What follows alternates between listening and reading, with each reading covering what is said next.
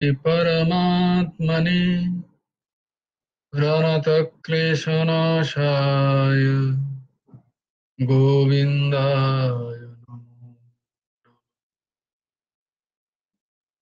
कृष्णाय वासुदेवाय देवकी नन्दनाय च नन्दगोपकुमाराय गोविन्दाय नमो नमः। वसुदेवं सुतं देवं कंसचानूरमर्दनं देवकी परमानन्दं कृष्णं वन्दे जगद्गुरुम्। নবকুমার চতুষ্পাঠীর আরেকটা অধ্যায়ে তোমাদেরকে সকলকে স্বাগত। আজকে আমরা সরাসরি শ্লোকে চলে যাই, কালকে হয়নি আমাদের শ্লোক। আমরা ছিলাম দশম অধ্যায়ের 16 নম্বর শ্লোক করব আমরা।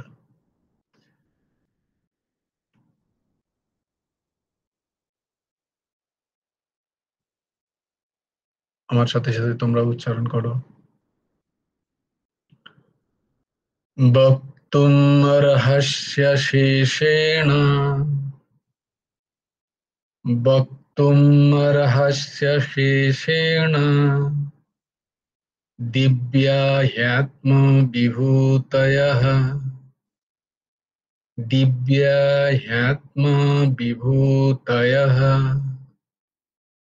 याभिर्विभूतिभिर्लोकान् याभिर्विभूतिभिर्लोकान् इमांस्त्वं व्याप्य तिष्ठसि इमांस्त्वं व्याप्य तिष्ठसि वक्तुमर्हस्य शेषेण दिव्या ह्यात्मविभूतयः याभिर्विभूतिभिर्लोकान् इमांस्त्वं व्याप्य तिष्ठसि। ভগবান কে অর্জুন বলছেন, হি ইয়াভি বিভূতিভি, যেসব বিভূতি দ্বারা ত্বম আপনি ইমান লোকান সর্বলোকে ব্যাপ্য তিষ্ঠসি ব্যাপ্তি স্বরূপ হয়ে অবস্থান করছেন, দিব্যা আত্মবিভূতয়ঃ সেই বিভূতিগুলি অশেষ হন সম্পূর্ণভাবে ভক্তুম বর্ণনা করতে আপনি আরহাসি, আরহাসি মানে সক্ষম। অতএব যে সব বিভূতি দ্বারা আপনি সর্বলোকে ব্যাপ্তির স্বরূপ হয়ে অবস্থান করছেন, সেই সকল দিব্য বিভূতি সম্পূর্ণভাবে আপনি বর্ণনা করতে সক্ষম। ভগবান তার অনেক রকম বিভূতি তো বললেন, সেই সমস্ত বিভূতির কথা চিন্তা করে বা তার আগে আগে ভগবান যখন ভক্তি মার্গের সরলতার কারণে, সুলভতার কারণে এবং সবার আচার সম্ভব এই সুলভ, এই সহজ, এই সরলতার কারণে ভক্তি মার্গের যখন শ্রেষ্ঠতার কথা তিনি বলছেন, তখন যখন তিনি বলছেন যে সব আমারই বিভূতি, আমার থেকেই উৎপন্ন, এই যা কিছু দেখছো এ সব কিছু, তখন অর্জুনের একটা লোভ হলো যে এ তো খুব দারুণ, তোমাকে যদি এইভাবেই শুধু চিন্তার মাধ্যমে তোমার বিভূতি চিন্তন করেই যদি তোমাকে পাওয়া যায়, হ্যাঁ, সেই একই যদি ফল প্রাপ্তি হয়, তাহলে জ্ঞান, কর্ম, যোগ আদি মার্গের ক্লেশ সাপেক্ষ, সবার পক্ষে সুগম নয় ওই রাস্তা।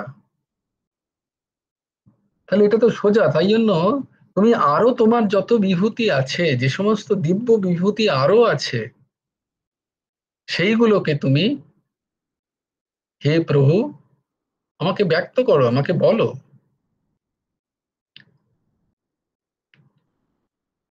যে ব্যক্তি, ভগবান বলছেন, যে ব্যক্তি আমার বিভূতি যোগ তত্ত্ব তো জানেন, তত্ত্ব তো ভগবানকে যিনি একবার জেনে নিয়েছেন, তারই ভগবানের প্রতি অচলা ভক্তি হয়। না হলে কি হয়, ভগবানকে তত্ত্ব তো যদি না জানা যায়, যদি শুধু ভাবের ক্ষেত্রে হয়, তখন অনেক সময় বাস্তবিক যে সমস্ত ঘটনা, সেখানে ভগবত বিশ্বাস বা ভগবত তত্ত্বের উপলব্ধি যে দৃঢ়তর স্থিতি, সেটা অনেক সময় নড়ে যাওয়ার সম্ভাবনা থাকে, সেখান থেকে পতনের সম্ভাবনা থাকে। আমি যে ভগবানকে বিশ্বাস করছি, তিনি সর্বত্র সমানভাবে ব্যাপ্ত হয়ে এই ঘটনা কি করে ঘটলো, এরম ঘটনা কেন হয়, আমি যদি ভগবত তত্ত্বকে ঠিক ঠিক না জানি, তাহলে আমার ভক্তির মধ্যে প্রশ্ন চিহ্ন এসে যায় অনেক সময়। কিন্তু যিনি ভগবত তত্ত্বকে ঠিক ঠিক জেনেছেন, তার বিভূতিকে শুনে, তার বিভূতিকে বিভিন্ন জায়গায় উপলব্ধি করে, ভগবত তত্ত্ব যার কাছে পরিষ্কার,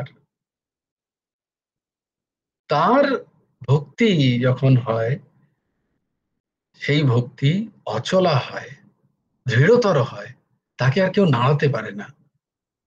কারণ এসবের ভেতরে তিনি সেই ভগবত তত্ত্বেরই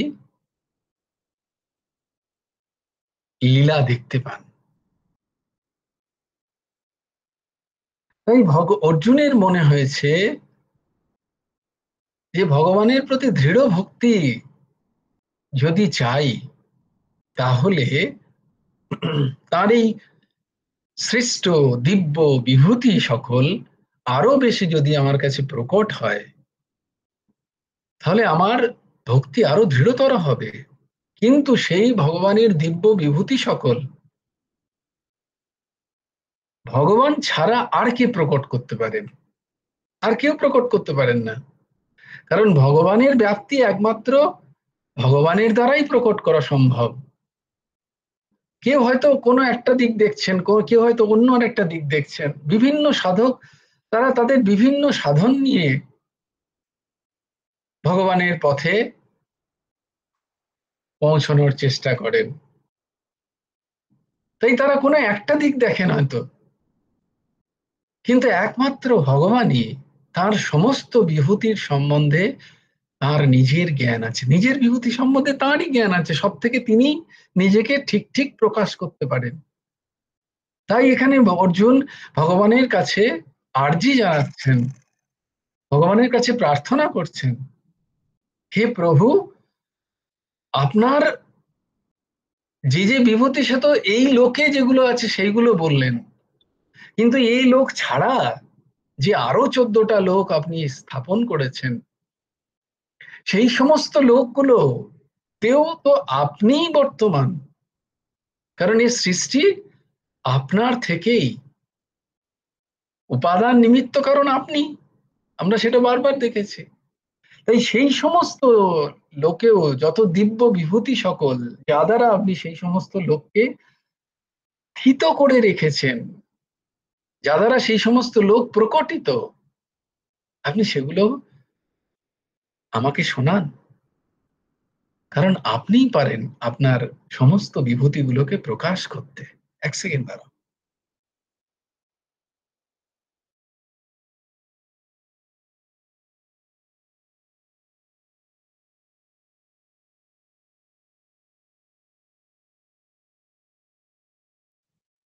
জয় গুরু রাধেশ। এবং এই সমস্ত বিভূতি যারা শ্রবণ করে, যারা ঠিক ঠিক শ্রদ্ধার সাথে এই সমস্ত বিভূতির শ্রবণ করে, তাদের মধ্যে দৃঢ়তর ভক্তির সঞ্চার হয়। আপনার এই অলৌকিক সমস্ত বিভূতি সকল জীবের কল্যাণ দায়ী।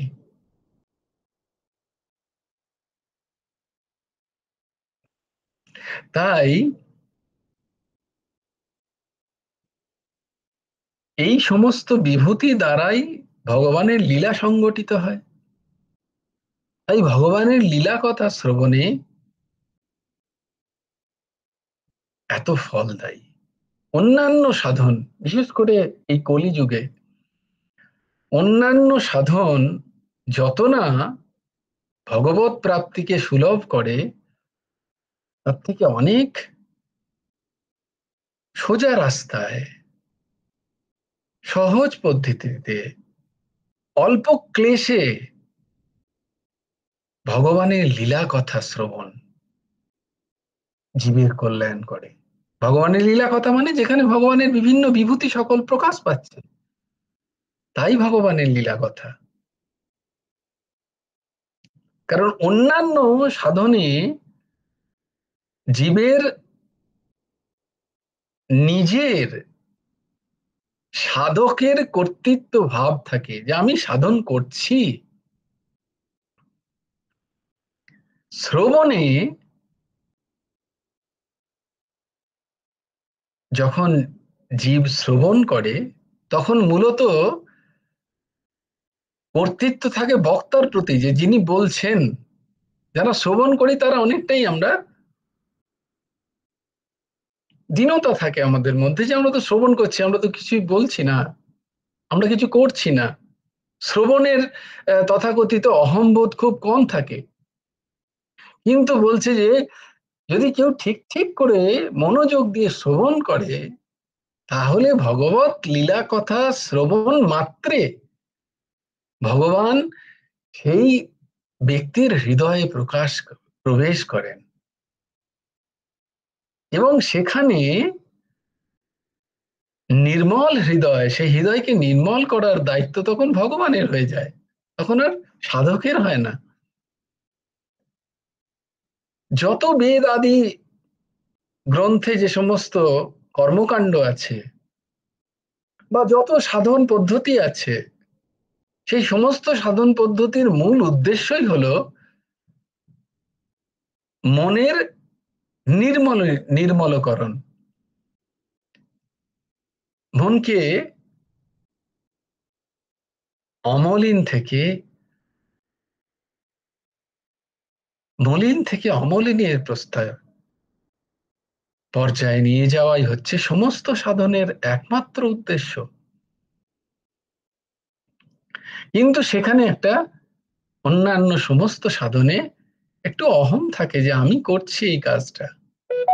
মন তো সেখানেও নির্মল হয়, হয় না যে তা নয়, নিশ্চয়ই হয়। এক তো সেটা কষ্টসাধ্য, সবার জন্য সুলভ নয়, সবার আধিকারিত্ব থাকে না। কিন্তু ভগবত বিভূতি সকল যে সমস্ত শ্রবণ আমরা করি তার লীলা কথার মাধ্যমে, তা কিন্তু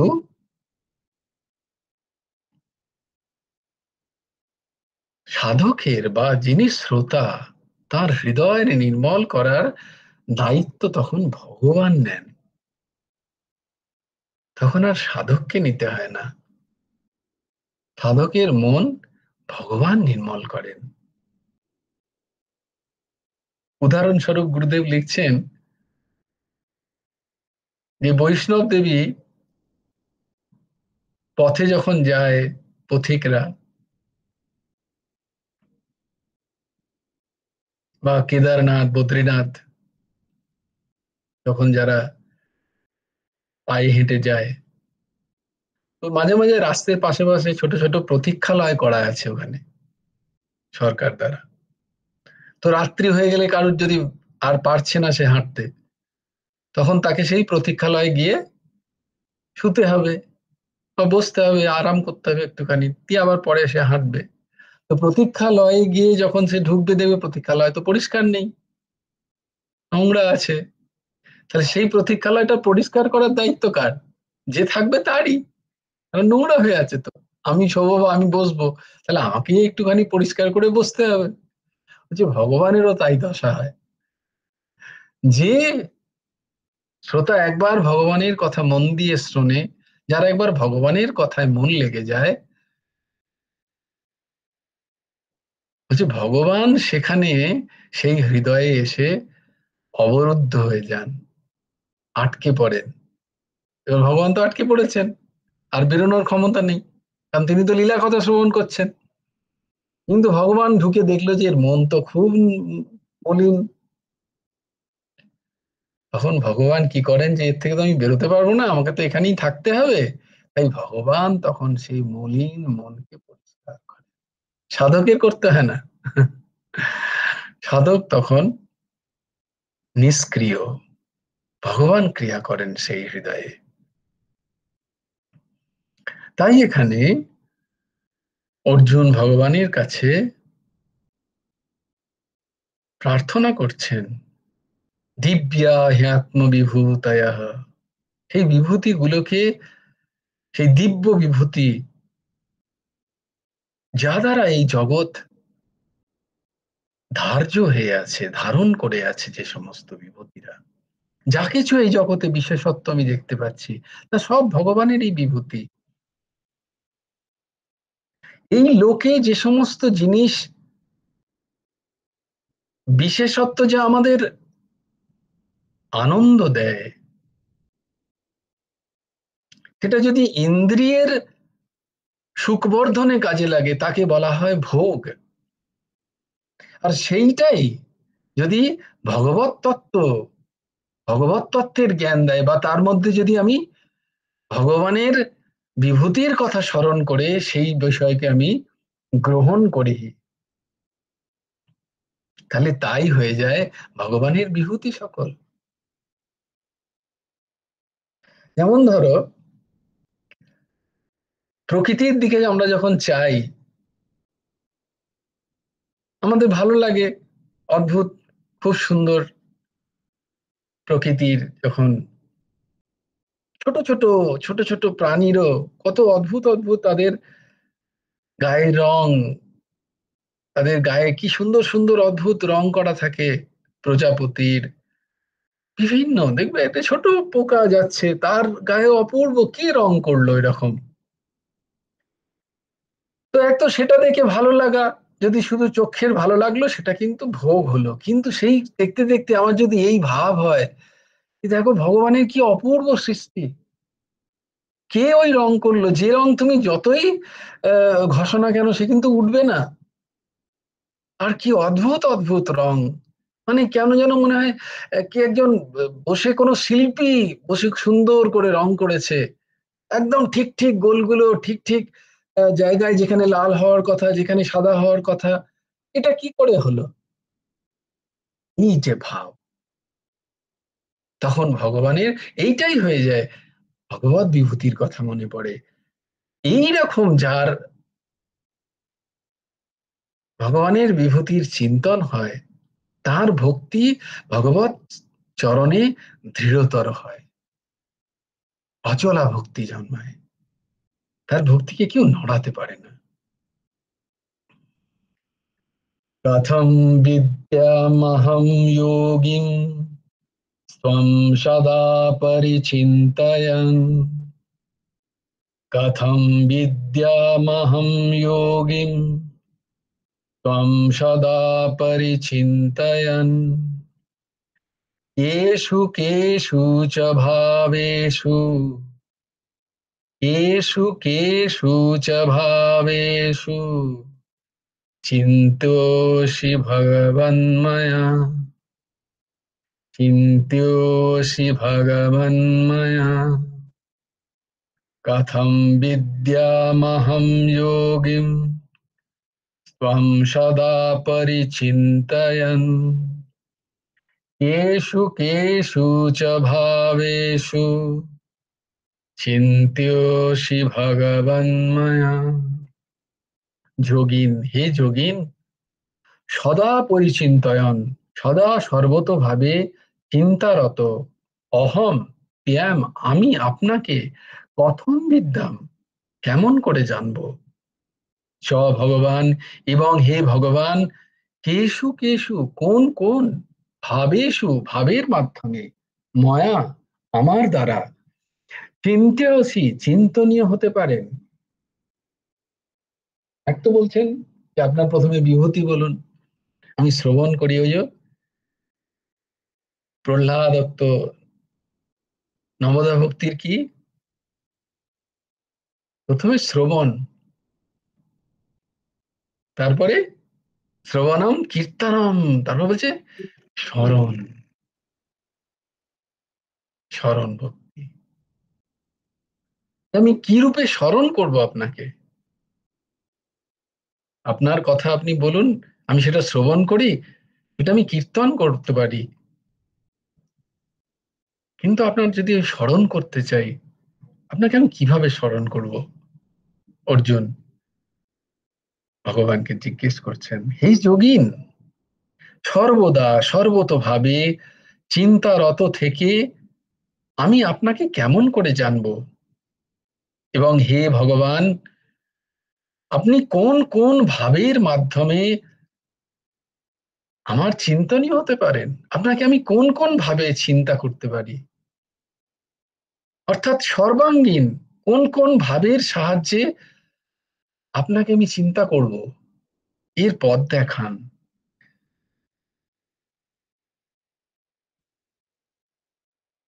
তো এখানে অর্জুন সমস্ত আমাদের হয়ে জিজ্ঞেস করছেন, ভগবানের কাছে সাধন চাইছেন, যে কোন সাধন দ্বারা, কোন পথ দ্বারা আমাকে আপনি চিন্তা করলে আপনার সেই সমস্ত বিভূতি এবং আপনার যে ব্যাপ্তি আমার উপলব্ধি হবে। সাধ্য হচ্ছে ভগবানের বিভূতি, চিন্তনাদি ভগবান এটুকু সাধন। তাই এখন সাধন জিজ্ঞেস করছেন। প্রথমে সাধ্য, ভগবত প্রাপ্তি। কি সাধন চাই, কি চাই যার দ্বারা আমি করব, না এই স্মরণের কথা এখানে জিজ্ঞেস করছেন, যে এমন কিভাবে চিন্তন করলে, আপনাকে কোন ভাবে আমি যদি ভাবতে চাই, কিভাবে ভাবলে আপনার সর্বাঙ্গীনকে আমি উপলব্ধি করতে পারি হে ভগবান। কারণ ভগবান নিজে মুখে বলছেন, যে ব্যক্তি আমার বিভূতি যোগ তত্ত্ব তো জানেন, তার অটল ভক্তি জন্মায় আমার প্রতি। সেই জেনে অর্জুন জিজ্ঞেস করছেন, যে তাহলে আমাকে একটু সাধন বলে দিন, আমাকে একটু বলে দিন যে আপনাকে আমি চিন্তন করব কিভাবে, কোন রূপে আপনাকে ভাবলে আমার কাছে আপনি তত্ত্বত প্রকাশিত হবেন। কারণ ভগবান আগেও লিখেছেন যে অনন্যশ্চিন্তয়ন্ত মাম ইয়না পর্যুপাসতে তেষাম নিত্যাভিযুক্তানাম যোগক্ষেমম বহাম্যহম। এই যে অনন্য আমি চিন্তন করব, হে প্রভু, সেই চিন্তনের একটা ভাব তো বলে দিন।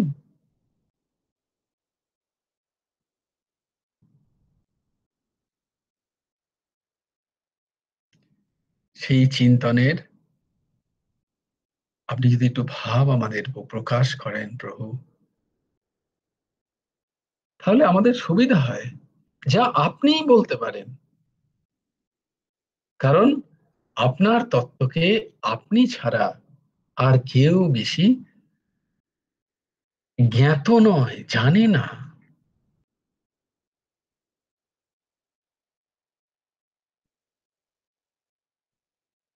কোন বস্তু, কোন দেশ, কাল, ঘটনা, পরিস্থিতি যা আপনার চিন্তনে আমাকে সাহায্য করবে, সেসবের আপনি একটু ব্যাখ্যা করুন। যা বস্তুতঃ সাধনের সাধনের পথ অর্জুন জিজ্ঞেস করছেন এগুলো, যার দ্বারা ভগবানকে তত্ত্ব তো জানা যায়। কোন কোন বস্তুতে, কোন কোন স্থানে যেতে হবে, কোন কোন বস্তুতে আপনার কথা ভাবতে হবে, কোন রূপের কথা আপনাকে আপনার ভাবতে হবে আমাকে, তবে আপনার তত্ত্ব আমার কাছে প্রকাশিত হবে। ভগবান পরে এর উত্তর দেবেন। কিন্তু এখন অর্জুনের এই সমস্ত প্রশ্ন ভগবানের কাছে আসছে, যেন এই সমস্ত প্রশ্ন আমাদেরই, আমাদের প্রতিবিম্ব হয়ে, আমাদের ডেলিগেট হয়ে অর্জুন জিজ্ঞেস করছেন ভগবানের কাছে।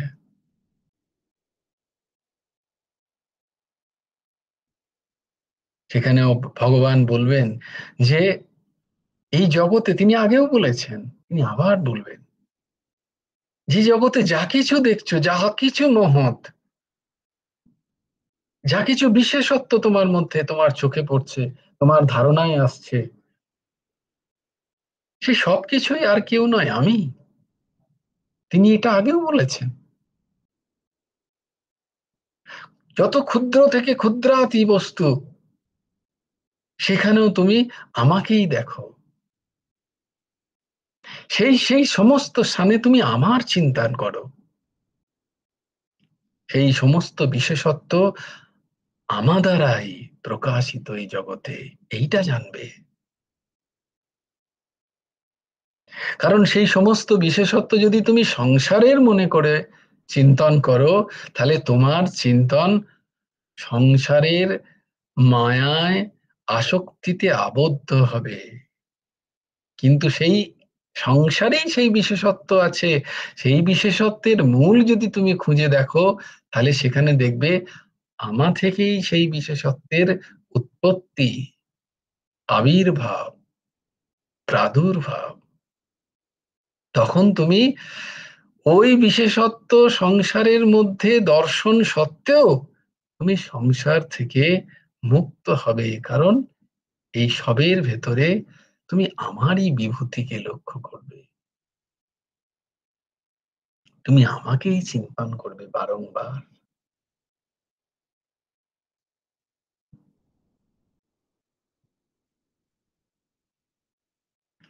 অর্জুন বলছেন, কোন কোন রূপে প্রকটিত হয়েছেন, কোন রূপে আপনার আমি ধ্যান করতে পারি, যাতে আপনাকে লাভ করা আমার পক্ষে সহজ হয়ে যায়। সেই সহজতার কারণে, আমাদের জন্যই, আমার পক্ষে কষ্ট কষ্ট সাধ্য সাধন সম্ভব নয়। তখন ভগবান বলছেন যে তুমি সর্বত্র আমাকে দেখো, তোমায় কোনো সাধন করতে হবে না, তোমার দৃষ্টিটা পরিবর্তন করো, যেমন তোমার দৃষ্টি তেমনি তুমি সৃষ্টিকে দেখতে পাবে।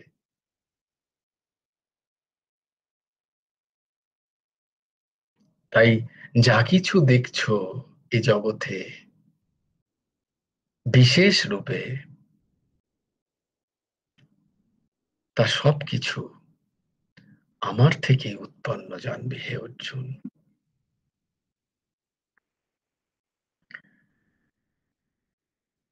গুরুদেব ভগবান একটি খুব সুন্দর কথা বলছেন, মন যখন ভগবত চিন্তন করতে চায়, প্রায় কি হয়, মন তখন পালায়।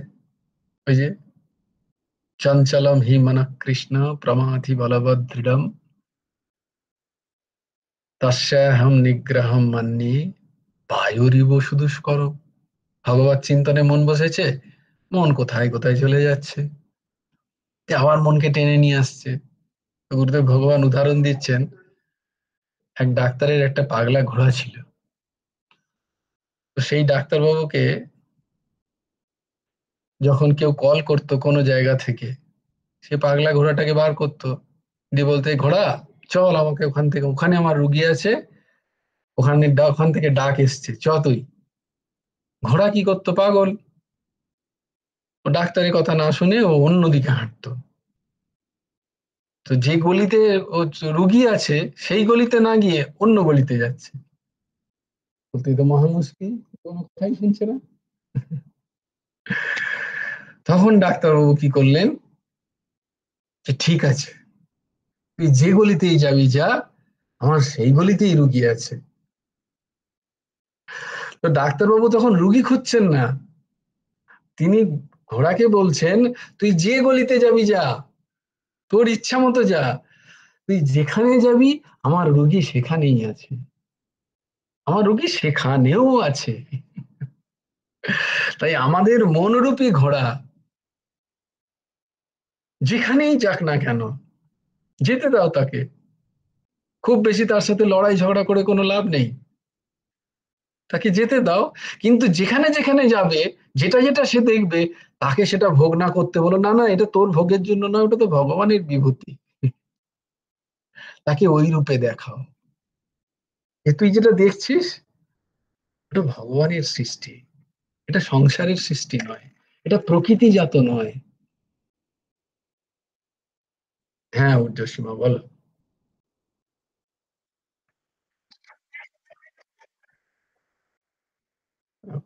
কোনো সিলেবাসের কোশ্চেন হলে আমি করতে পারবো না, কারণ ডাক্তার বলেছি বলে এখানেটা আসবে। হ্যাঁ বলো বলো। হুম হুম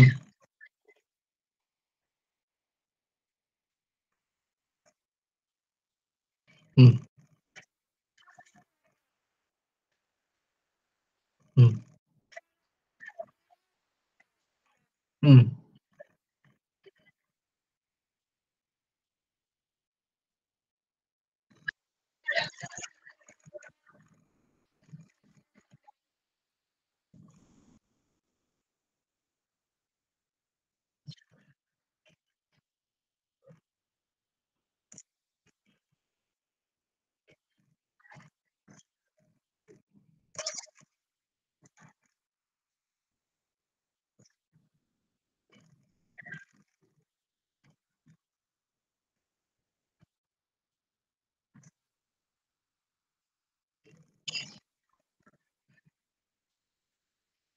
হুম।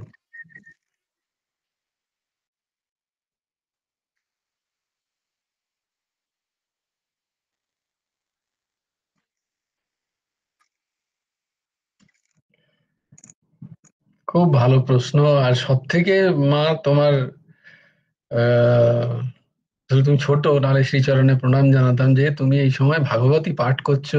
আমি কালকে ওটা বলতে ভুলে গেলাম তোমাদের, যে এই সময় ভাগবত শ্রবণ, ভাগবত পাঠ করাও কিন্তু খুব কল্যাণদায়ী। তো এটা তুমি করছো, এটা একটা দারুণ ব্যাপার, খুব সুন্দর। তো প্রথম প্রশ্ন, প্রথম যে জায়গাটা, সেটা হলো গিয়ে, একটা হলো প্রেম, আর একটা হলো আহ কামনাযুক্ত, কামনাযুক্ত আসক্তি। এই দুটোর মধ্যে পার্থক্য আছে। প্রেমে বন্ধন নেই, আসক্তিতে বন্ধন আছে।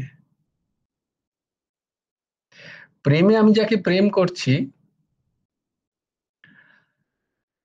তার প্রতি আমার কোনো অধিকার বোধ নেই, সে স্বতন্ত্র আমার থেকে। আমার ভালো লাগে, আমি প্রেম করছি, সেখান থেকে তার থেকে প্রাপ্তির কোনো আমার আশা নেই। এইটা, যদ্যপি এটা নৃলোকে হয় না,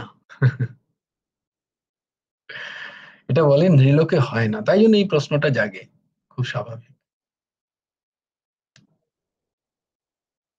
নৃলোকে মানে, নৃলোকে মানে কি?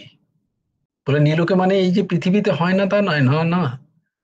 যার নৃদৃষ্ট থাকে, নৃ মানে সৃষ্টি দৃষ্ট, দৃষ্টি থাকে যার, শরীরাত্মিক ভাব থাকে তার, সেই লোকে তোমার যদি ভাবনা থাকে যে একজন সেটা শরীর, তাই জন্য যে কোনো সময় আমার একটা তার প্রতি কামনা থাকেই থাকে, কারণ আমি তাকে তত্ত্ব জানি না, যেটা ভগবান বলছেন। আমি তাকে কি রূপে জেনেছি? আমি আমার পঞ্চ ইন্দ্রিয় দ্বারা তাকে জেনেছি, আমার পঞ্চ ইন্দ্রিয় দ্বারা তাকে জেনেছি, আমার জ্ঞান ভাব দ্বারা মূল যে তার মূল যে তত্ত্ব সেটাকে আমি জানিনি, উপলব্ধি করিনি।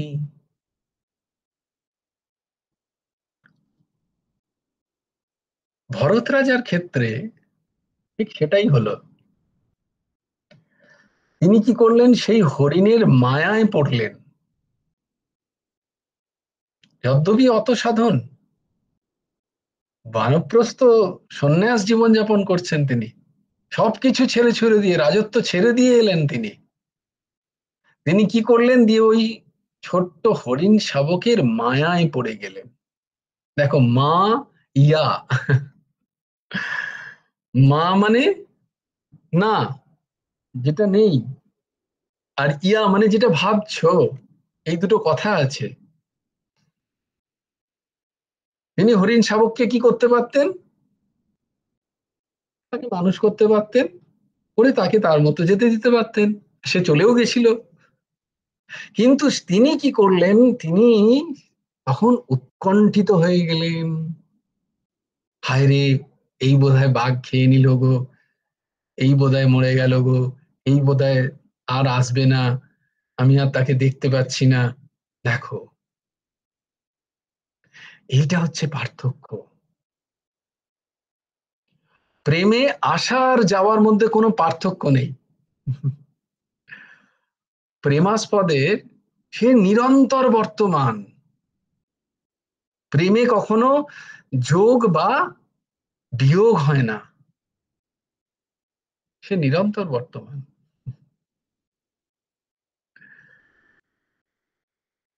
কেমন? উদাহরণস্বরূপ বলছে যে, উদ্ধব যখন বলছে, গোপী তোমরা কোন মন নিয়ে, তোমরা কিসে কার কার জন্য কাঁদছো, ব্রহ্মবিদ্যা দিচ্ছেন। এই দেখো, বুঝতে পারবে এখানটা। তো ব্রহ্মবিদ্যা যখন দিচ্ছেন,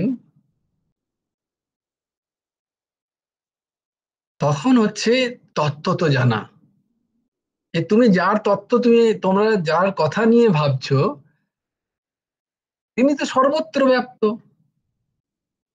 তিনি তো সর্বত্র ব্যাপ্ত, সবসময় আছেন। উদ্ধব এই জ্ঞান দিচ্ছেন গোপীদের, আর গোপীরা তাকে প্রেম শেখাচ্ছে। শোনো, বলে উদ্ধব, আমাদের একটাই মন ছিল, মন না भयो 10-20, एक था जो गए शाम संग, अब दूसरा कहां से लाऊं ब्रह्म चिंतन के लिए।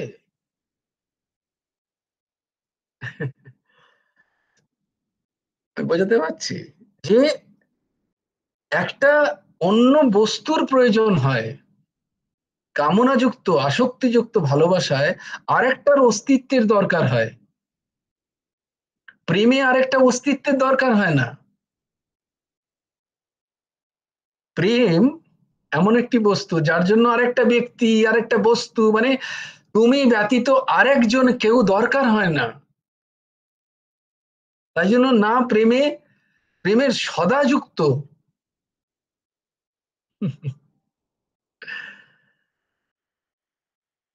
এই স্থিতিটা আসে সাধন করতে করতে, যখন তত্ত্বগুলো আমাদের কাছে পরিষ্কার হয়, তখন কোনো দেহ ভাব থাকে না,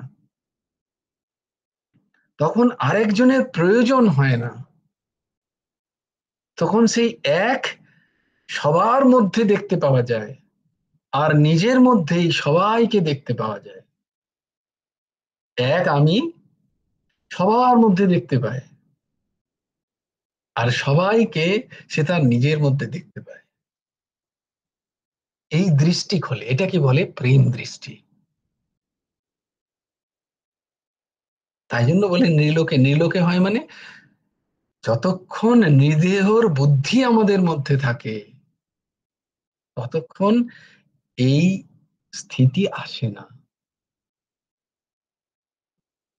এটা কি করে হবে? না, ওই যে মন নির্মল যত মন নির্মল হবে তত আশা, আকাঙ্ক্ষা, আসক্তি ধীরে ধীরে ধীরে ধীরে কম হবে। যত মন মলিন থাকবে তত বেশি আশা, আকাঙ্ক্ষা, আসক্তি থাকে। এটাকেই বলা হচ্ছে মায়া। মা ইয়া, যা নেই, যা বস্তুত নেই। হরিণটাও ভরত রাজার কাছে কেন এলো? কারণ সে কচি কচি পাতা পাতা খেতে পেরোবে বলে। সেবার যদি অন্য কোথাও যায়, সে অন্য কোথাও চলে যাবে। যা নেই সেটাকে আমি ভেবে রেখেছি। আমি ভরত রাজা ভাবলো হরিণটা আমার খুব প্রিয়, আমি ওকে ছাড়া আর বাঁচতে পারবো না। দেখো, সব ছেড়ে ছুড়ে দিয়ে কোন মায়া, মা মানে না, ইয়া মানে যেটাকে আমি হ্যাঁ বলে ভাবছি, এটাই হচ্ছে মায়া। বুঝতে পারলাম? তো এই স্থিতি আসতে তো একটু সময় লাগবে। জয় গুরু সপ্তকোটি, রাধেশ্যাম। সপ্তকোটি মহামন্ত্র শেখ হর দেবে, শেখ হর।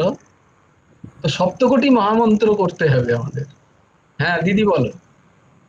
বলছি যে অর্জুনকে তো ভগবান বললেন যে আমাকে সর্বদাই চিন্তন করতে হবে। হুম। তা সেই চিন্তার বিষয়বস্তুটা কি হবে সেটাই আমি জানতে চাইছি। সেটা মানে অর্জুনও কি জানতে করে চাইছে।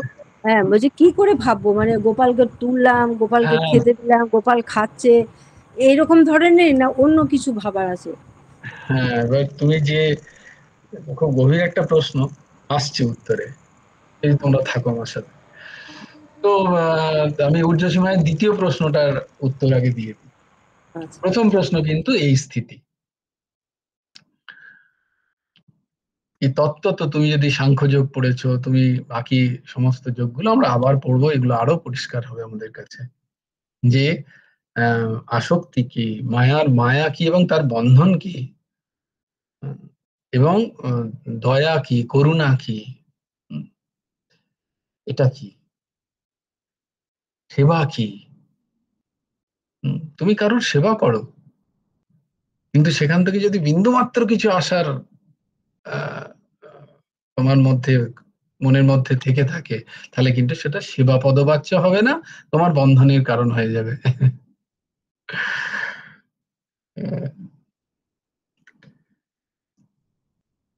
তো এটা হচ্ছে তোমার প্রথম প্রশ্নের উত্তর, যে ভরত মহারাজ ওইখানে গিয়ে আসক্তিতে গিয়ে ফেঁসে গেলেন। তার মধ্যে মায়া তৈরি হলো ওই হরিণ শাবকের প্রতি। তাকে ছাড়া তার চলছিল না। তিনি তত্ত্ব তো অন্যভাবে চিন্তনের তার জায়গা ছিল, কিন্তু সেখান থেকে তিনি, তার স্খলন হয়ে গেল। তিনি একটা শরীরকে দেখলেন, তার মায়ায় পড়ে গেলেন। তাই জন্য তাকে হরিণের শরীর নিতে হলো। তারপর হরিণ শরীর নিয়ে তার মনে পড়লো সবকিছু, তাই জন্য তিনি আর কিচ্ছু না করে তিনি শুধুমাত্র সাধুদের শীত প্রসাদী গ্রহণ করলেন। করে পর যখন শরীর ছাড়লেন তখন জড়ভরত হলেন, দিয়ে আর তিনি তখন আর কিছুই করলেন না। কিন্তু তার মধ্যে দেখো, তখন জ্ঞান, তত্ত্বজ্ঞান তার মধ্যে ঝলঝল করছে। তিনি আর সংসারের বন্ধনে আবদ্ধ হবেন না, স্থির সিদ্ধান্ত নিয়েছেন। আর দ্বিতীয় প্রশ্ন যেটা, যে কোনো খল ব্যক্তি, কোনো অসাধু ব্যক্তি, তো এখানে একটা খুব সুন্দর সমাধান হচ্ছে। সবাই শোনো খুব ভালো করে, এটা আমাদের গোলায়, এটা একদম জেনুইন কোশ্চেন একটা। এই কোশ্চেনটা প্রায়ই আছে। এটা হচ্ছে, বলা হয়, তোমাদের আমি বলেও ছিলাম, লিখে রাখো শব্দটা। শব্দটা হচ্ছে সমসত্তাক বৃত্তি। শব্দটা হচ্ছে সমসত্তাক বৃত্তি।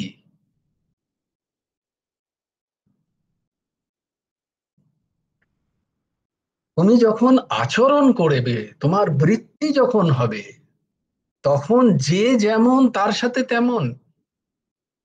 তোমার আচরণ সবার সাথে সমান হবে না। খল ব্যক্তির সাথে তোমার দূরত্ব বজায় রাখতে হবে। সাধু ব্যক্তির সাথে তুমি তার সাথে, তার কাছে যেতে পারো, তার ভালো, তার সাথে তুমি, সাধু ব্যক্তি যে সাধু, তাই জন্য ভগবান পতঞ্জলি যোগশাস্ত্র থেকে নিলেন যে সুখীর সাথে মোরা মৈত্রী করি, দুঃখীর তরে করুণা ভরি, পুণ্যে মোদের রয় মুদিতা, আর অপুণ্যে নির্ভয়। তাহলে দেখো, এটা হচ্ছে সমসত্ত্বক বৃত্তি, এর দ্বারা মন নির্মল হয়। তার মানে কি, তুমি যখন তত্ত্বজ্ঞান তো তুমি পড়লে, গীতার জ্ঞান তোমার মধ্যে আছে, সবার মধ্যে ভগবান বর্তমান। যে খল ব্যক্তি তার মধ্যে যতটা ভগবান, একজন যে সাধু মহাত্মা তার মধ্যেও ভগবান ঠিক ততটুকুই বর্তমান, কোথাও হেরফের নেই। কিন্তু তুমি খল কাকে দেখছো? খল দেখছো চরিত্রকে, দেহকে, মনকে, ইন্দ্রিয়কে, প্রকৃতিজাত বস্তু যেটা, তাকে দেখছো খল, তাকে দেখছো দুষ্ট। বা যদি প্রকৃতিজাত বস্তুকেও তুমি যদি সাধু বলে ভেবে নাও, তাহলে সেখানেও কিন্তু ফেসে যাওয়ার সম্ভাবনা আছে। কথাটা খুব বোঝো। আমাদের বেশিরভাগ সময় আমাদের আধ্যাত্মিক, যখন আমরা রাস্তায় হাঁটি, তখন আমরা কোনো না কোনো আইডল, মানে কোনো না কোনো একটা একজনকে দেখে হাঁটি না, যে ইনি এত সুন্দর সাধনা করেছেন, এত ভালো কথা বলেন, তো ইনি যেমন করবেন আমিও সেরকম করব। তো কখনো হয়তো সেই ব্যক্তির স্খলন হয়ে গেল, তার সাথে সাথে আমার কি হলো, বিশাল একটা ক্ষতি হলো, যে আমার এই এই রাস্তার উপরে, এই সেই পথের উপরে আমার সম্পূর্ণ ভক্তিটাই চলে গেল। বুঝতে পারছি? কারণ আমি এগিয়েছিলাম একটা শরীরকে দেখে, আমি সাধুকে দেখেছিলাম তার সাধুত্ব নয়, তার তার তাকে একটা মানুষ শরীর দেখিয়ে গিয়েছিলাম। এইটাই সাধক ভুল করে, সাধক এইখানেই ভুল হয়ে যায় তার বেশিরভাগ ক্ষেত্রেই। আমাদের যখন আমাদের মাথা ঘুরে যায়, দেখবে কেউ কেউ বলে, ও তো এরকম সাধু, খুব বড় বড় কথা বলতো, এই তো এইসব ঘটনা ঘটিয়েছে। কথাটা কত, তার মধ্যে কতটা অজ্ঞান, সেই অজ্ঞানটা তোমরা বুঝতে পারবে না, তোমরা গীতা চর্চা করছো। বস্তুত আমি ধরেছি কাকে, আমি ধরেছি একটা ব্যক্তিকে। আমি যদি ব্যক্তির বক্তব্যকে ধরতাম এবং সেটা যদি শাস্ত্রচিত হতো, তাহলে আমি আমাকে সাধুতে পরিণত করতাম, ইনস্টেড অফ, বদলে যে তাকে আমি দেখতাম, যে তাকে আমি অনুকরণ না করে, যেটা সাধু, যেটা শাস্ত্রসম্মত বক্তব্য তিনি রাখছেন, তার অনুযায়ী আমি আমার জীবনকে তৈরি করতাম। এইটা হচ্ছে আধ্যাত্মিক রাস্তা। আধ্যাত্মিক রাস্তা কোনো ব্যক্তিকে দেখে এগোনো নয়, ব্যক্তির, হ্যাঁ অবশ্যই, অবশ্যই যে ব্যক্তিকে দেখছি সেই, তিনি যদি যথার্থ চরিত্রবান হন, তিনি যদি ঠিক ঠিক শাস্ত্র অনুযায়ী যেমন সাধুত্বের কথা লেখা আছে, তিনি যদি তা হন, তাতে শোনাই সোহাগা হয়ে গেল। তাহলে তো আমার তো উদ্ধারের আর কোনো চিন্তনই নেই, যদি এরকম কোনো ব্যক্তি আমি পেয়ে যাই। তাই কি করতে হয়, আমরা যেহেতু আহ তত্ত্বজ্ঞানের আলোচনা করছি, যেহেতু আহ আমরা যেহেতু বৈদিক বৈদিক পরম্পরায় যে মূল সত্য, সেই সত্যটাকে উদ্ঘাটন করার চেষ্টা করছি, সেখানে কি হবে, আমরা মূলটাকে দেখব। মূলটাকে দেখব মানে, আমি ব্যক্তিকে তো দেখছি যে তার আচরণ খল, তার আচরণ দুষ্ট, কিন্তু এ কে, আমি এই চিন্তনে যাব। কিন্তু তার মানে এই নয় যে আমি তার সাথে আমি ব্যবহার করব এমন, যার সাথে আমি সাধুর মতো ব্যবহার করব। সাধুর সাথে আমি যেমন ব্যবহারটি হবে, আমার একজন খল ব্যক্তির সাথেও যে একই ব্যবহার হবে তা কিন্তু হবে না। এটা বলে সমসত্ত্বাক বৃত্তি, যার যেমন সত্তা, তোমার বৃত্তি তার সাথে ঠিক এরকম হবে। আমি একজন নারী শরীরের সাথে যেরকম ব্যবহার করবো, একজন পুরুষ শরীরের সাথে যেরকম ব্যবহার, একজন নারী শরীরের সাথে সেরকম ব্যবহার করতে পারি না আমি। যদ্যপি আমার তত্ত্বজ্ঞান যদি হয়ে থাকে যে না, এই দুটোর মধ্যে যা আছে, যে দুটো সমান, এর মধ্যে কোনো পার্থক্য নেই, শরীরের পার্থক্য, কিন্তু কিন্তু সৃষ্টিতে আমি বৃত্তি যতক্ষণ আমার সামনে আসছে, ততক্ষণ আমার সেই একই বৃত্তি হবে, এই যে বৃত্তি হবে সমসত্তার। যার যেরকম বৃত্তি, তার যে যেরকম, তার সাথে আমার সেরকম আচরণ হবে। বোঝাতে পারছি? তো এটাকে বলা হয় সমসত্ত্বক বৃত্তিতে আচরণ। আচরণ তুমি এক করবে না, কিন্তু তোমার ভেতরের কি ভাব থাকবে, না এর যতটা ওরও ঠিক ততটাই। যেমন এক রাজা একদিন ওরকমই বলেছিলেন এক সাধু মহাত্মাকে, আমাকে আমাকে জ্ঞান প্রাপ্ত করুন, আমাকে জ্ঞান দিন। আমি বেশি কথা শুনতে চাই না, যে কোনো একটা আধটা কথা, একটা বা দুটো চারটে লাইনে আমাকে বলে দিন যে মূল বিষয়টা কি। ব্যাস, আমার আর এত সম্ভব নাই 1.5 বছর 2 বছর ধরে এক একটা শ্লোক পড়বো আর তার ব্যাখ্যা করব, ও হবে না, আমার দ্বারা হবে না। তো আমার প্রচুর কাজ আছে। তো সাধু বলছে, সাধু একটা কথাই বললেন যে তোমার কি বলে, তোমার অট্টালিকার বাইরে কোনো কুকুর আছে? বললো হ্যাঁ আছে। বলে ব্যাস, ওই কুকুর আর তোমার মধ্যে কোনো পার্থক্য নেই। বলে তোমার স্পর্ধা তো কম নয়, তুমি আমাকে কুকুর বলছো? বলছে না না না মহারাজ, এই তো ভুল করছেন, আপনাকে আমি কুকুর বলিনি, নাই কুকুরটাকে আমি মহারাজ বলছি। আর আপনার মধ্যে কোনো পার্থক্য নেই, এটা যেদিন বুঝে যাবেন সেদিন জ্ঞান হয়ে যাবে আপনার। সাধু তো বলে এখন মানে রাজা মশাই তো বলে কি করে, সাধুকে মারতেও পারছে না, সব প্রহরী তো অলরেডি বন্দুক নিয়ে তাড়া করতে যাবে, সাধুকে দেবে এবারে, এই মানে রাজা মশাইকে বলেন কুকুর। তো বলে না, সাধুকে আমি ডেকে এনেছি, আর সাধু হত্যা মহাপাপ, মানে করা যাবে না, তুমি এক্ষুনি বিদেয় হও সাধু, তোমার জ্ঞানের আমার প্রয়োজন নেই। তো বলে আমি তো তোমাকে আগেই বলেছিলাম এভাবে হয় না জ্ঞান, এক কথায় হয় না। কিন্তু বস্তুত এটাই, যেটা বললাম। তো বহু পরে তারপরে স্বাস্থ্য চর্চা করতে করতে করতে করতে বস্তুত ঠিক এইটাই নিয়ে এলেন, যে হ্যাঁ এটাই হচ্ছে বেদান্ত, এটাই হচ্ছে সত্য। কিন্তু তার মানে এই নয় যে রাস্তা রাজা মশাই গিয়ে বাইরে রাস্তায় রাস্তায় ঘুরে বেড়াবে আর কুকুরকে এনে সিংহাসনে বসানো হবে, তা কিন্তু নয়। বৃত্তি কিন্তু সমসত্তা হবে। তাই তুমি খলকে তো খলের মতোই দেখবে, কিন্তু খলকে কি বলে, ওই যে কি বলে যেন, দোষীর দোষটাকে দেখো, দোষীকে তার দোষটাকে নিবারণ করার চেষ্টা করো, তাকে নিবারণ করে কোনো লাভ নেই। আমি দোষীকে দেখে তার পাপ কর্মের জন্য যদি তাকে আমি মৃত্যুদণ্ড দিয়ে দিই, তাতে তার কোনো লাভ নেই। বরং সে যে দোষে দুষ্ট, সেই দোষটাকে যদি আমি বার করে দিতে পারি, তাহলে তার মধ্যে আর একজন, কারণ সেই একই তত্ত্ব বর্তমান, সেই একই ভগবত তত্ত্ব সব জায়গায়, ভগবানই এই এই রূপ নিয়ে এসে সমাজে তিনি আচরণ করছেন। এই ভাব রাখা কেন, না তাহলে আমি, আমার হৃদয়, আমার চিন্তন ভগবত তত্ত্বকে উপলব্ধি করতে পারবে, সেই তত্ত্ব নিষ্ক্রিয়, নির্মম, নিরঅহংকার, শান্তিম অধিগচ্ছতি। কারণ আমার কোনো মমত্ব নেই, নির্মম, নিরঅহংকার, আমার কোনো অহংবোধ নেই। আমি এটা ভাবছি কেন, কারণ আমি দেখছি এই ভাব আমার মধ্যে আছে, আমার নিজেকেই সেই উপলব্ধি হয়নি এখনো। তাই জন্য আগে বেদান্ত বলে, এই সমস্ত চর্চা বলে নিজেকে চেনো আগে। যতক্ষণ নিজেকে না চিনতে পারবে তখন জগৎকে চেনা বৃথা। বলছে জগতের সাথে যদি থাকো তাহলে জগৎকে কোনোদিন চিনতে পারবে না, জগৎ থেকে নিজেকে খানিকটা দূরে রাখতে হয়, তবেই জগৎকে চিনতে পারবে। আর ভগবানের সঙ্গে যদি না থাকো তাহলেও ভগবানকে চিনতে পারবে না। দেখো দুটো কথা কি সুন্দর, বোঝাতে পারলাম?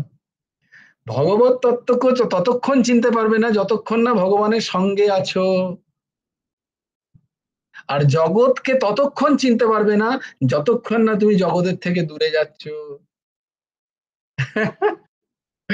কি দারুণ কথা, জগতের থেকে দূরে গেলেই জগৎকে চিনতে পারবে,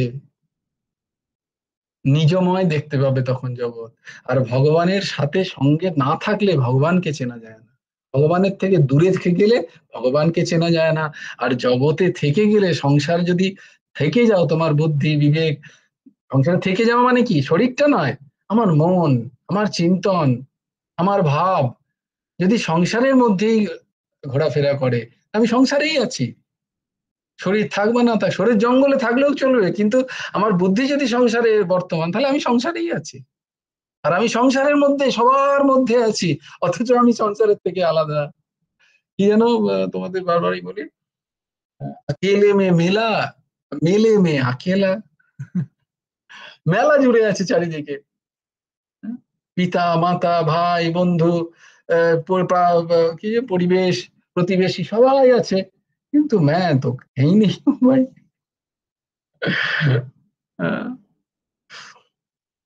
এই হচ্ছে সংসারের থেকে, মানে সংসারিত্ব ভাব থেকে, সংসারের ভোগ থেকে। সংসার মানে তো তোমরা জানোই, পাঁচটি বস্তু, তার ভোগ থেকে যদি নিজেকে দূরে সরাও, তবেই তুমি চিনতে পারবে ওই ভোগগুলোকে। আর ভগবানের সাথে যদি না থাকো, তাহলে ভগবানকে চেনা যায় না। এবার দিদির প্রশ্নের উত্তর, এটা হচ্ছে যে আমাদের কি বোধ হবে। বোধ এটাই হবে যে প্রত্যেক বস্তু, দিদি এখানে গোপালের কথা বলছেন, হ্যাঁ, গোপাল সেবা একটা এরকম সেবা, যে সেবার মাধ্যমে আমরা প্রত্যেকটা ছোট ছোট বিষয়, যেমন আমার যদি কোনো একটা ছোট বাচ্চা থাকে, আমি প্রত্যেক বিষয়ে আমি আমার তার কথা চিন্তা করি যে সে কিভাবে সুখ পাবে। যে আমি খাচ্ছি, না না না, আগে ওকে দিই। একটা কোনো ভালো জিনিস আমার হাতে এলো, মনে হয় যেন আগে আমার ছেলেটা পাক, আমার ভাইটা পাক, আমার বোনটা পাক, যে যাকে আমি ভালোবাসি, আমার যে অত্যন্ত প্রিয়। তো সেটা আমি যদি, আমার মধ্যে যদি বাৎসল্য ভাব থাকে, তাই জন্য ওই যে পাঁচটা ভাবের কথা লেখা থাকে, আমার যদি বাৎসল্য ভাব হয়, তাহলে গোপাল নিয়ে এসো ঘরে একটা,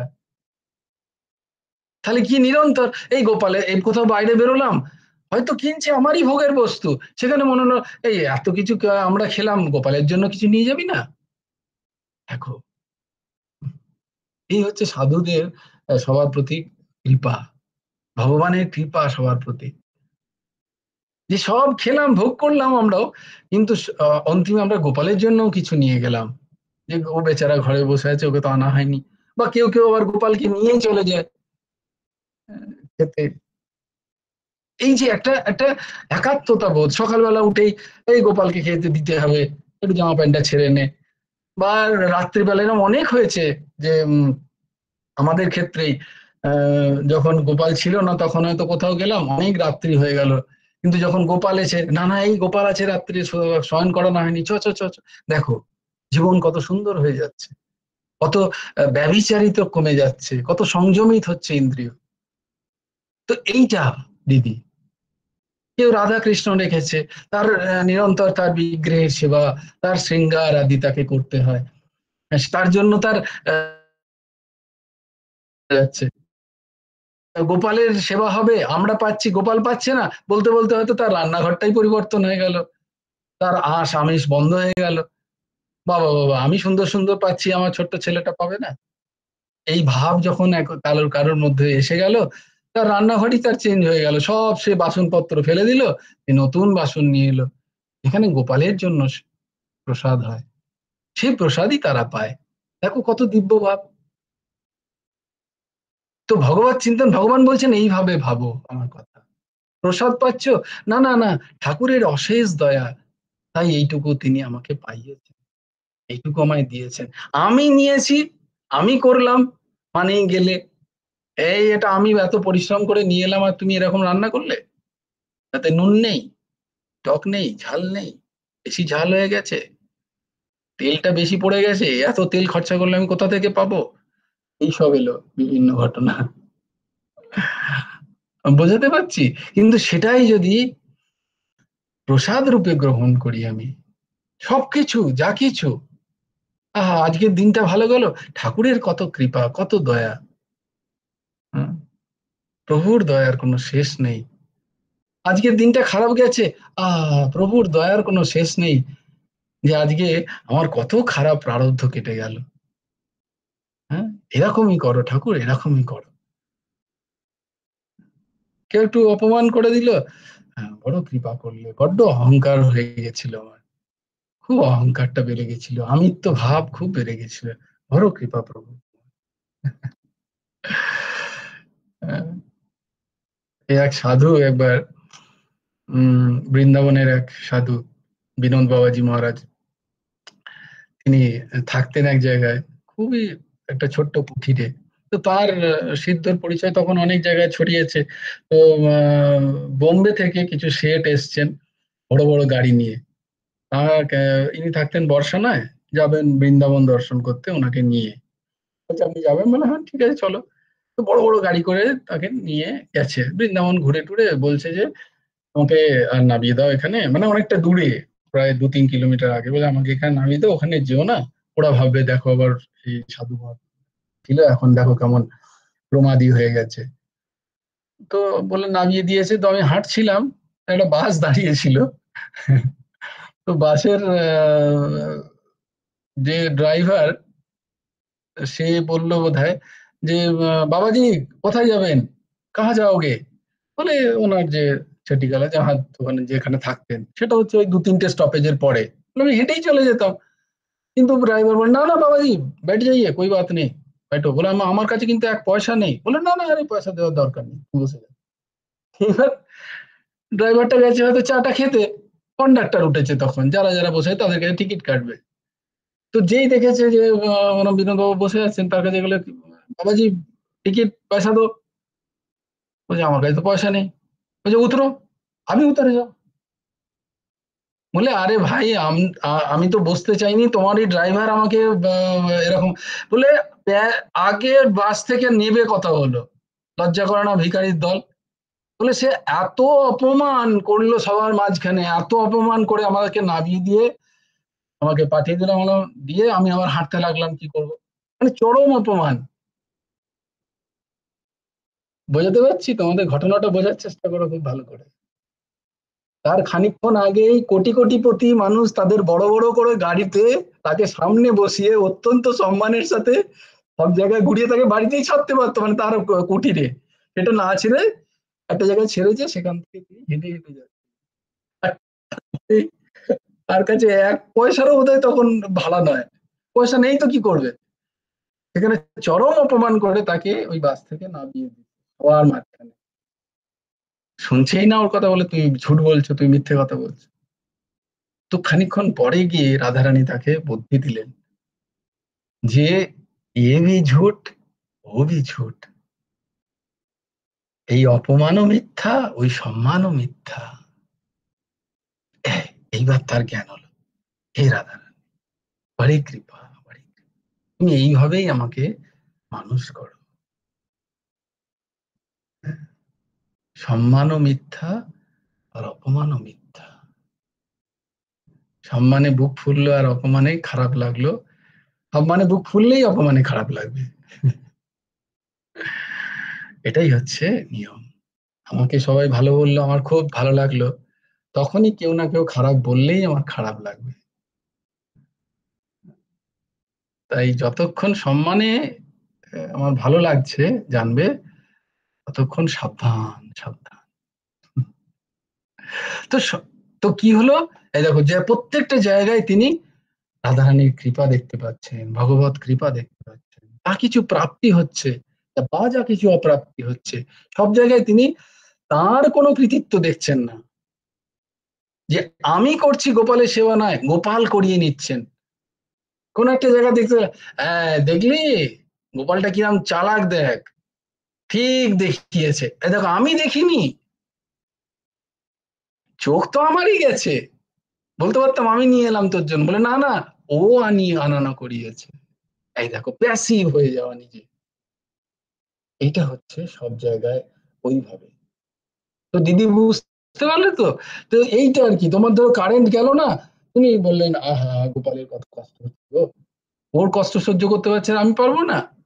ব্যাস, এইভাবে তুমি চুপ রইলে। এই না যে তুমি একই গাল বন্ধ করলে, ওকে 10টা কথা শোনালে, রেগে গেলে, প্রচন্ড গরম, আমি কি করে থাকবো গো, আমার শরীর খারাপ হয়ে যাচ্ছে, এই না করে গোপালের উপরে ঠেলে দিলে। এটা হচ্ছে সব জায়গায় ভগবত দর্শন থেকে, এই সমস্ত জায়গায় সমস্ত রূপে ভগবত কৃপার দর্শন, তারই অস্তিত্বের দর্শন, তার বিভূতির দর্শন। এইভাবে।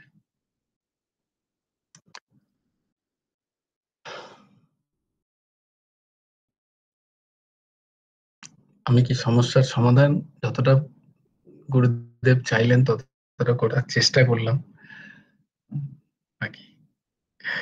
জয় জয় শ্রীরাম। হ্যাঁ বলো দিদি। পিতৃপুরুষের করে যে গোপাল সহস্রনাম সন্ধ্যাবেলা পাঠ করতে বলছিলে না ভাই, সেটা কি হুম। প্রত্যেকদিন করতে হবে তো? হ্যাঁ এই 15 দিন তো করো প্রত্যেকদিন। সেটাই। হ্যাঁ আচ্ছা, তারপরে করতে পারলে তারপরে 365 দিনও পিতৃপক্ষ করে নিও। সে তো নিশ্চয়। হ্যাঁ বলে 21 দিন যদি কোনো জিনিসকে তুমি অভ্যাস করো, সেটা কিন্তু অভ্যাসে দাঁড়িয়ে যায়। তো 15 দিন আর করেছো, আর 6টা দিন করলে 21 দিন হয়ে যাবে।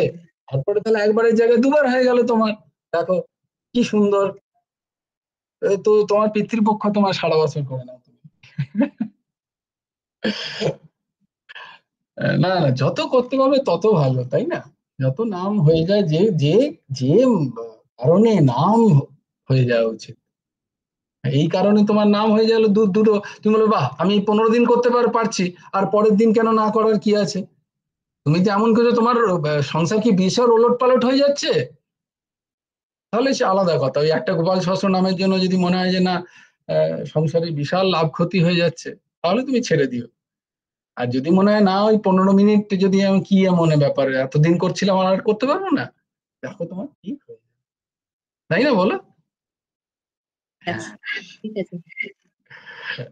না, করো। আর বলছি যে মনে করো এই যে ভাই সবাই করতে পারে তো, এটা আমরা 3 বোনই করতে পারি ভাই। হ্যাঁ হ্যাঁ হ্যাঁ নিশ্চয়ই সবাই করতে পারে। সবাই বললাম তো তোমাদের কালকেই, যে যারা যারা তোমাদের আছে তারা অবশ্যই একটু যদি ভক্তিমান হয়, কারণ এই যে বললাম লেখা আছে নদাতব্যম নদাতব্যম নদাতব্যম কথা। হ্যাঁ হ্যাঁ যারা একটু ভক্তিমান তাদেরকে দাও অবশ্যই, অতি অতি কল্যাণদায়ী। শুধু এটা নয়, যা চাইবে তাই পাবে। গোপাল, আমি মিথ্যে একদম হাসির কথা বলি না কিন্তু, গোপাল সহস্রনাম হচ্ছে সাক্ষাৎ কল্পবৃক্ষ। যদি আমার কথা বিশ্বাস না হয়, কোনো সংকল্প নিয়ে গোপাল সহস্রনাম, হ্যাঁ একটু বিধিপূর্বক করতে হয়, তার হচ্ছে বিধি আছে, অবশ্যই হবেই হবে। এবার বলো না যে তুমি তো বাবাজি মেনে যাচ্ছ, না না না, আমিও কোনো বাবাজির মুখে এই কথা শুনেছি বলেই তোমাদের বলছি। তিনি বলছেন যা চাইবে তাই পাবে, এমন মাহাত্ম্য গোপাল সহস্রনাম। কিছুই চায় না, শুদ্ধ ভক্তি চায় শুধু। হ্যাঁ এই হচ্ছে আসল। হ্যাঁ জয়গুরু রাখছে, আমরা তো আমাকে কতদিন যেমন ধরে একজন পাঠ করছি। বলেছিল গোপাল সহস্রনাম পাঠ করলে আমি কি বলে বিটিএস এর কনসার্ট দেখতে পাবো, আমি বললাম হ্যাঁ পাবি।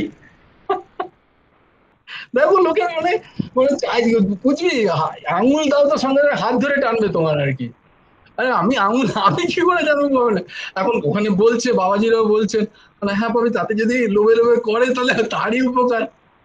দিয়ে আমি বললাম দেখ বিটিএস হয়তো বৃদ্ধ হয়ে তখন আর পারফর্ম করে না, তখন হয়তো তোর কাছে এলো ভাগবত শুনতে, গোপাল সহস্রনাম পাঠ শুনতে, তারা হয়তো এলো তোর কাছে, হু নোস। চমৎকার হতেই পারে। হ্যাঁ দিদি বলো। হ্যাঁ ওইটাই বলছি যে আমরা তো আজকে 15-20 বছর পাঠ করছি হ্যাঁ গোপাল সহস্রনাম, এখনো তো ছাড়িনি। এবারে কি এক এক সময় কি হয়, যখন কাজের চাপটা বেশি হয়, লোকজন বেশি হয়, তখন শুধু ঘুরতেই থাকি, ওটা মনে মনে আমরা করতে থাকি, তো এবার সবসময় দেখি হুম, ঘুরতেই থাকি, শেষ পথটা যেতে পারছি না, আমি বুঝতে শেষই আর পারছি হচ্ছে না। কিরম হ্যাঁ পাঠ হচ্ছে, বুঝতে পারছো তো?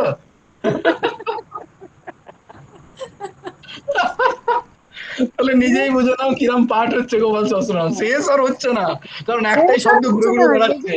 না আমি বাবাকে জিজ্ঞেস করেছিলাম যে বাবা এইরকম হয় তাহলে কি করবো, রাধেশ্যাম করবো?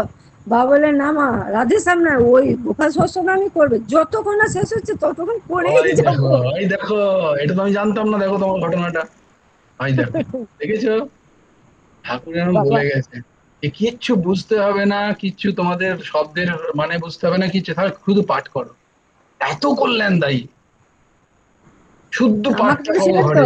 বাবা, আমি বলেছিলাম যে বাবা এগুলো মানে তো জানি না, তার মানেটা একটু বলে দিন। বাবা বলে না, মানে ফানে জানা দরকার নেই, শুধু ওইটা মুখস্থ করে যাবে আর পড়ে যাবে। কি অদ্ভুত ব্যাপার। হুম। আর তুমি যে গত 20 বছর গোপাল সহস্রনাম পাঠ করছো, বা তুমি গোটা গোপাল সহস্রনাম ধরে আছো, এটা ওই গোপাল সহস্র নামেরই কৃপা। হ্যাঁ বুঝিমা, সে তো নিশ্চয়ই, আমরা তো কিছু করতে পারি না। চারটিখানি কথা, 20 বছর আমি ধরে গোপাল অনেক সহস্রনাম পাঠ অনেক করছো। প্রমাণ পেয়েছি। হুম, বৃন্দাবনে বললে তোমাকে পুজো করবে লোকে। বাবা। এই না মিথ্যে কথা শোনো, বলছি না আমি একদম, না বাবা হ্যাঁ শোনো, নয়, শোনো। এটাই হ্যাঁ ঘটনা বলছি, দিদি। হ্যাঁ এটা বলছি যদ্যপি যে, গুরু কৃপাতে হয়েছে, কিন্তু এটা যে তুমি হ্যাঁ করছো এক চরম বিষয়, জানো না তুমি, যে তুমি সে তো 20 বছর ধরে গোপাল সহস্রনামকে ধরে রেখেছো। আমাদেরকে সেই জবে থেকে প্রথমে তো ইয়ে দিয়েছিলেন, একটা জেরক্স তোমার কপি। প্রার্থী তো সাক্ষাৎ ভগবান হয়েই আছেন, তোমার আমাদের আর কি চাই। শোনো না, সে যখন ইয়েতে গিয়েছিলাম গঙ্গাসাগরে, হুম নিয়ে গঙ্গাসাগরে গেছি, তখন তো আমাদের কাছে ওটা বছরই হয়েছে মোটামুটি, নিয়ে হুম পড়ছি। নিয়ে আমি গঙ্গাসাগরে স্নান করে জামাটা কাপড়টা চেঞ্জ করে আমি ওইটা নিয়ে পড়ছি। হুম ওইখানে কতগুলো সাধু বাবা বসছিলেন। হুম নিয়ে আমাকে বলছে মা কি পড়ছো তুমি? হুম আমি বললাম, আমাদের গুরুদেব যে আমাদেরকে গোপাল সহস্রনাম দিয়েছেন, আমি সেইটা পড়ছি। হুম। তখন ওনারা কি খুশি, বলছে হ্যাঁ হ্যাঁ পড়ো পড়ো পড়ো, খুব ভালো খুব ভালো। আমার আমার ভাই কিছু বলবে, দেখো কিছু শেয়ার করবে। হ্যাঁ বল। হ্যাঁ, জয়গুরু দেশেন দাদা। হ্যাঁ, জয় গুরু আশিস বল। জ্যাঠামশাই মানে আমাদের গলিগ্রামের জ্যাঠামশাই বিনাল বাবু, হুম উনি হুম বলতেন হুম যে গোপাল সহস্রনাম জোরে জোরে পাঠ করবে, যতদূর শোনা যায় ততদূর মঙ্গলদায়ক। মানে পরিবেশটাকেই পুরো পরিবেশের মধ্যেই আর কি পুরো পজিটিভ এনার্জি দিয়ে দেয়, এবং যত পজিটিভ ভাইবস। শোনা যায় হুম হুম। ততটাই মঙ্গলদায়ক। এইরকম জোর দিয়ে বলতেন যে আমরা যখন হরিবাসরে যখন আমাদের পাঠ হতো জ্যাঠামশাই, হুম তখন হুম। এই গুরুদেব তোমাদের যা দিয়ে গেছে আর কোনো কিছু সাধনের দরকার নেই। এই একটা যিনি বোঝার তিনি বুঝছেন। মানে সব সব সাধন হয়ে যাবে, মানে যতদূর সব। যে কাজ করবে, যাতে যতদূর শোনা যায় ততদূর মানুষের উপকার মঙ্গল হয়ে যাবে, মঙ্গলদায়ক হয়ে যাবে। চিন্তা করো। ঠিক বলতে যেটা আছে। তিনি তো সাক্ষাৎ মহান মহাত্মা পৌঁছায়। তো এইরকম হচ্ছে গোপাল সহস্রনামের মহিমা। এইবার অর্ঘ্য বাবাও কিছু বলবে, বলো। হ্যাঁ, এই জয়গুরুদেব হচ্ছে আমি এই হচ্ছে এক আসল জায়গায় সৎসঙ্গ হচ্ছে প্রবচনে আমাদের। হ্যাঁ গোপাল বলো। সহস্রনামের মহিমা সম্পর্কে আর কি এক মহাত্মার কাছে শুনেছিলাম। হ্যাঁ হ্যাঁ তো এটা নাকি গীতা প্রেসে প্রকাশিত হয়েছে আর কি, মানে হ্যাঁ। গীতা প্রেসের যে কল্যাণ পত্রিকা আছে ওখানে হুম মানে একজন মানে সাংসারী আর কি, গৃহস্থই আর কি, হুম ওনার বাড়িতে এক মহাত্মা এসে গোপাল সহস্রনাম পাঠ করতে দিয়েছিলেন। হুম তো বলেছিলেন যে তুই করবি, তারপরে তোর ছেলেকে দিবি, তারপর তোর নাতি, এরকম করে বংশানুক্রমে এটা যেন পাঠ করে যায় সবাই আর কি, অত হুম কিছু বোঝার হুম দরকার নাই। হুম এবার ওনারা বোধহয় ইয়েতে ব্যবসায়ী ছিলেন, বললো তোদের যত কামনা বাসনা আছে, মানে কোনো পারমার্থিক ইয়ে বলেন নাই, কিন্তু তোদের হুম সব পূরণ হয়ে যাবে এরকম। তো এরকম তো ওনার করতে করতে করতে করতে ওনার নাতির যখন পড়বে, যখন গোপাল হুম সহস্রনাম প্রত্যেকদিন করতেন, খুব শ্রদ্ধা সহকারে করতেন, যেহেতু বংশানুক্রমে দাদু করেছে, বাবা করেছে, উনিও করছেন। হুম হুম তো একবার কি হয়েছে, তো মানে ওনার ঘরের যে জায়গাটা আর কি, যেখানে ঘর, হুম। তার ছাদেতে হচ্ছে একটা ওই 11,000 ভোল্টের পোল আছে আর কি, 11,000 যে পোল। আচ্ছা হ্যাঁ। তো বারবার খালি দেখতেন, দিদি তো বারবার ভাবতেন যে আমার তো ঘরের মাথাতেই, আমার মাথাতেই তো মৃত্যু বিরাজ করছে, 11,000 ভোল্টের পোল যদি কারোর ঘরের কাছে থাকে, মানে হুম বুঝতে পারছো, মানে ভাবছে যে আমার তো সবসময় মাথায় মৃত্যু আর কি। হুম হুম দিয়ে বলছে আমি এরকম ভাববো কেন, আমার তো গোপালজি আছে, গোপালজি সব দেখবেন, আমার অত ভাবার কিছু কারণ নাই, যা হওয়ার হবে আর কি, এই হুম ওনার ভাব ছিল। তো হঠাৎ করে কি হয়েছে, ওনার একজন ছোট্ট ছেলে আর কি, হুম তো ছোট ছেলের স্কুলে গিয়েছে, এরপর স্কুলে হঠাৎ করে মানে তখন আর কি, মানে কি হচ্ছে না, স্কুলে আর কি বিদ্যুৎ লাগানো হবে আর কি, মানে আগেকার দিনে তো স্কুলে বিদ্যুৎ ছিল না, ফ্যান লাইট এসব ছিল না, জাস্ট বিদ্যুৎ লাগানো হবে। তো সেই জন্য আর কি ওই বিদ্যুৎ যে পরিষেবার যে বিভিন্ন কোম্পানির এক যে বিভিন্ন অফিসাররা আর কি স্কুলে চেক করতে গেছে আর কি, কোথায় কি ফ্যান লাগবে, কটা ফ্যান লাগবে, এইসব লেগেছে, দেখতে গেছেন আর কি।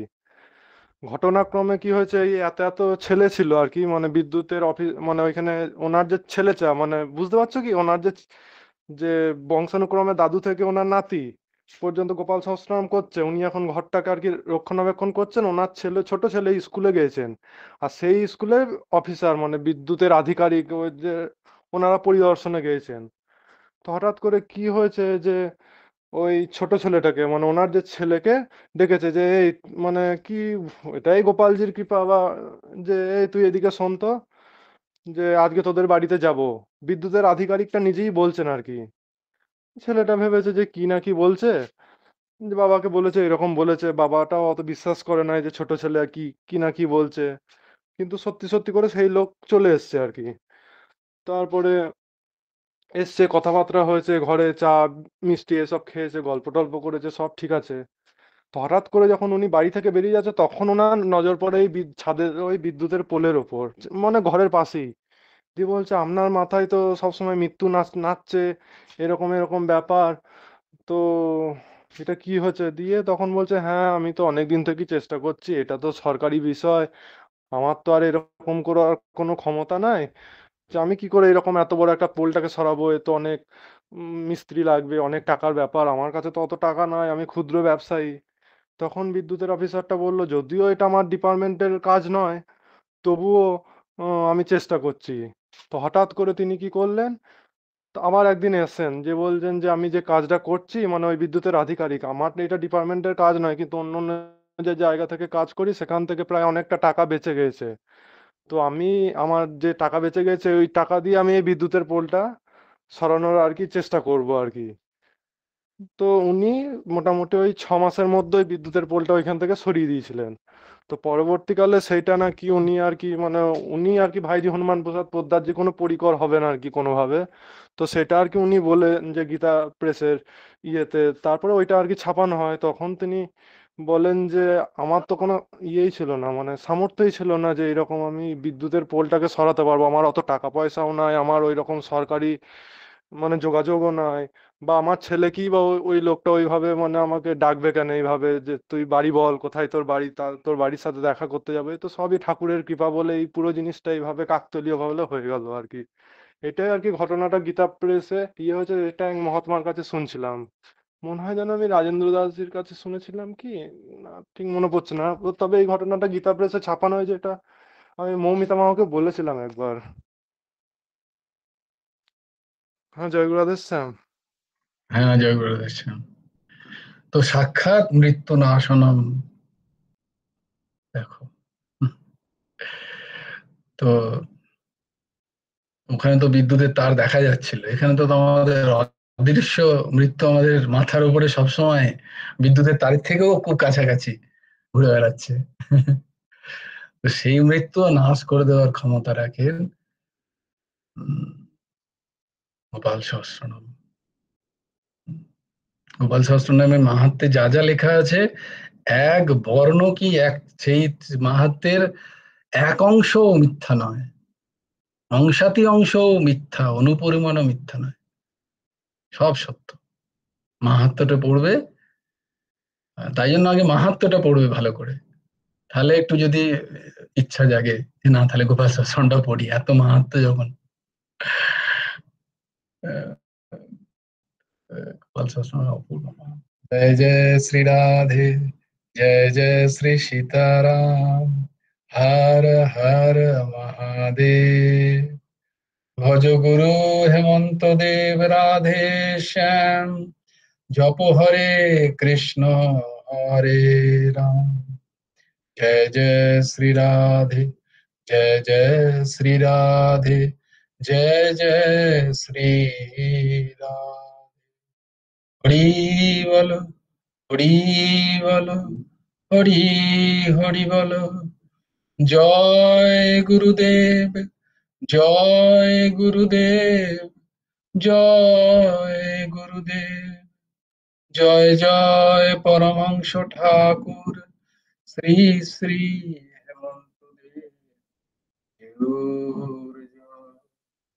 जय गुरु राधे श्याम, राधे श्याम, राधे श्याम, श्याम श्याम राधे राधे, राधे कृष्ण राधे कृष्ण, कृष्ण कृष्ण राधे राधे। जय গুরু রাধে শ্যাম। শ্রী গুরার্পণমস্তু। শ্রী হেমন্ত দেবার্পণমস্তু। জয় গুরু রাধে শ্যাম। সবাই ভালো থেকো, সুন্দর থেকো, সুস্থ থেকো।